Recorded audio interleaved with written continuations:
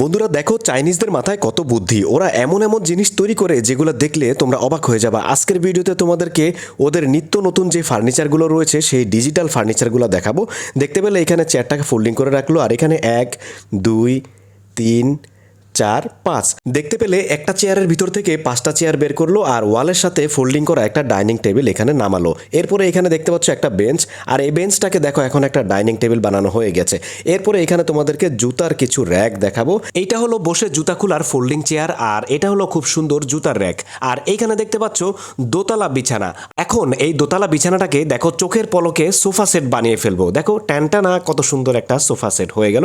আর এই ফোল্ডিং টেবিলটার কথা কি বলবো, দেখো কতটা চমৎকার। তারপরে এইখানে ওয়ালের সাথে কাঠ দিয়ে পাজল গেমের মতো কিছু ফার্নিচার দেখাবো, যেগুলো দেখলে তোমরা অবাক হয়ে যাবা। এইখানে দেখো কি থেকে কি হয়ে গেল, ছিল সোজাসুজি একটা জিনিস, আর এখান থেকে একটা ল্যাপটপ ব্যবহার করার জন্য একটা টেবিল হয়ে গেল। এরপরে এখানে দেখো একটা ফটো ফ্রেম থেকে একটা টেবিল বানিয়ে ফেললো। এখানে অফিসের কাজকর্ম শেষ করার পরে আবার এটাকে ফটো ফ্রেমের জায়গায় রেখে দিল। এরপরে এই সোফা সেটটা দেখো, এর ভিতরে লুকিয়ে থাকা যাবে, চাইলে বিছানার মতো ব্যবহার করা যাবে, আবার সোফা সেট বানিয়ে ফেলা যাবে। চমৎকার জিনিস। যাই হোক, কেমন লাগলো আজকের ভিডিওটা কমেন্ট করে কিন্তু মতামত জানাবে।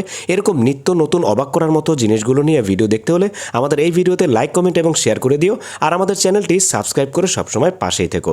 ধন্যবাদ।